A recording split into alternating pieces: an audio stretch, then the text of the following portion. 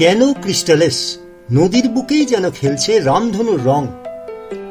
আকাশে রেনবো বা রামধনুর দেখা তো মাঝে মধ্যেই মেলে, কিন্তু রঙিন নদী দেখেছেন কখনো? এমন নদী দেখতে হলে আপনাকে যেতে হবে দক্ষিণ আমেরিকার কলম্বিয়ায়। এখানকার কেন ক্রিস্টালেস নদীর বুকেই দেখা মেলে নানা রঙের খেলা।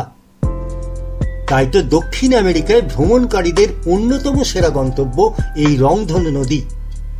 এই রঙিন নদীর পাশে দাঁড়িয়ে একটা ছবি তোলার সুযোগ হাতছাড়া করতে চান না কেউই।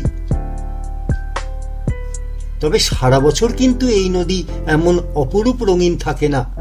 শুধুমাত্র জুলাই থেকে অক্টোবর পর্যন্ত যখন নদীর জলের পরিমাণ কম থাকে, তখনই এই নদী লাল, হলুদ, সবুজ, নীলের মতো বিভিন্ন রঙে নিজেকে সাজিয়ে নেয়।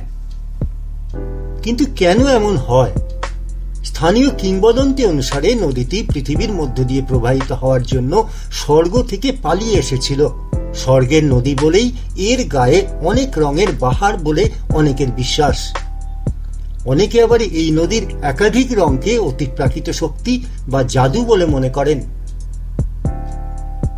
যদিও এর বিজ্ঞানসম্মত কারণ আছে।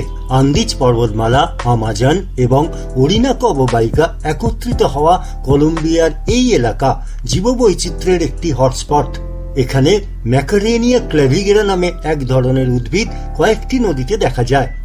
এটি আগাছা জাতীয় পোডোস্টেমেসিয়ার একটি প্রজাতি। নদীতে এইসব জলজ উদ্ভিদ প্রজননকালে রঙিন হয়ে ওঠে। যখন নদীর জল কমে যায়, তখন স্বচ্ছতার কারণে ওইসব উদ্ভিদের নানা রং জলের ওপর থেকে চোখে পড়ে।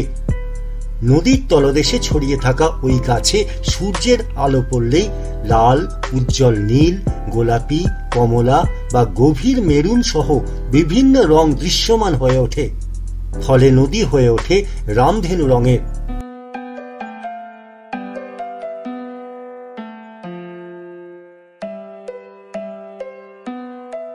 খোঁজ খবরে এই ভিডিওটি দেখার জন্য আপনাকে ধন্যবাদ।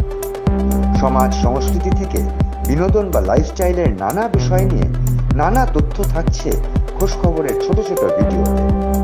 যারা এইরকম আরো ভিডিও পেতে চান, তারা অবশ্যই আমাদের চ্যানেলটিকে সাবস্ক্রাইব করে রাখুন।